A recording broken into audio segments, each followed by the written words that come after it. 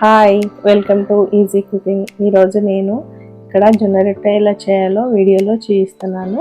పిండిని తీసుకొని అందులో వేడి వాటర్ పోయాలి. మనకు ఎన్ని రొట్టెలకు సరిపడా పిండి అవసరమో అంత పిండి తీసుకోవాలి. ఇక్కడ నేను ఒక 3-4 రొట్టెలకు సరిపడా పిండిని తీసుకున్నాను. అందులో వేడి నీళ్ళు పోసి ముందు కొంచెం కలుపుకొని తర్వాత చల్లనీళ్ళు పోసుకుంటూ ముద్దలాగా చేసుకున్నాను. ఇలా కొంచెం గట్టిగానే ఉండాలి, మరీ మెత్తగా ఉంటే రొట్టె చేయడానికి రాదు, చినిగిపోతుంది. కొంచెం గట్టిగానే కలుపుకొని చిన్న ముద్ద తీసుకొని, అంటే మనకు రొట్టె ఎంత సైజులో చేయగలుగుతామో అంత పిండి ముద్దను తీసుకొని కింద కొంచెం పిండి వేసుకొని స్ప్రెడ్ చేసుకుంటూ ఇట్లా నేను వీడియోలో చూపించినట్టు బాగా కొట్టుకుంటూ ఇంకో చేయిని అడ్డం పెట్టుకుంటూ చేస్తే రొట్టె అనేది రౌండ్గా వస్తుంది. సైడ్లకి ఎక్కువ తక్కువ రాకుండా చినిగిపోకుండా వస్తుంది.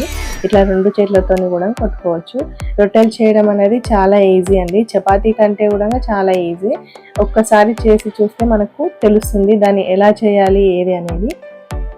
చేస్తూ ఉంటే అదే అలవాటు అయిపోతుంది. ఇక్కడ పెంకను మనం రొట్టె చేసే ముందే స్టవ్ పైన పెట్టి బాగా వేడి చేయాలి. వేడి చేసిన తర్వాత మనం చేసిన రొట్టెను దానిపైన వేసి కర్చీప్తో కానీ ఏదైనా క్లాత్తో కానీ వాటర్లో అద్ది రొట్టె పైన మొత్తం వాటర్ని స్ప్రెడ్ చేయాలి. కింది వైపు కాలిన తర్వాత పై వైపు తీసుకొని అన్ని సైడ్లకి మనం ఇట్లా ప్రెస్ చేస్తూ కాల్చుకోవాలి. ఎందుకంటే సైడ్లో కొంచెం కాలకపోయినా మంచిగా అనిపించదు, రొట్టె పిండి పిండి అనిపిస్తుంది. అందుకని మనం ఈవెన్గా అన్ని వైపులా కాలే విధంగా మనం రొట్టెను జరుపుకుంటూ కాల్చేయాలి. ఇక్కడ నేను అదే విధంగా ఇంకో రొట్టెను కూడా చేయడం చూపిస్తున్నాను. ఇలా చేస్తూ ఉంటే మనకి అలవాటు అయిపోతుందండి. నేను రోజు మార్నింగ్ కానీ ఈవినింగ్ కానీ పిల్లలకు రొట్టె చేసి తినిపిస్తుంటాను. పిల్లలకి జొన్న రొట్టె తినిపించడం అనేది మనం చిన్నప్పటి నుంచి అలవాటు చేస్తే వాళ్ళు ఆటోమేటిక్గా పెద్దగా అయినాక తింటారు.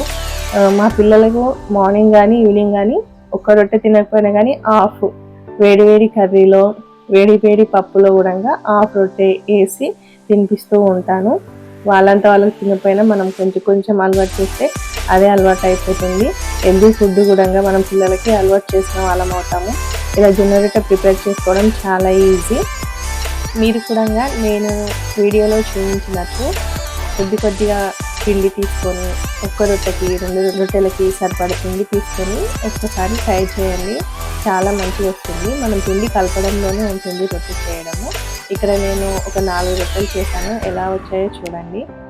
చాలా బాగుంటుంది వేడివేడి కర్రీలోకి. వేడివేడిగా తిన్నప్పుడు ఇంకా బాగుంటుంది జొన్న రొట్టె. నచ్చితే లైక్ చేయండి.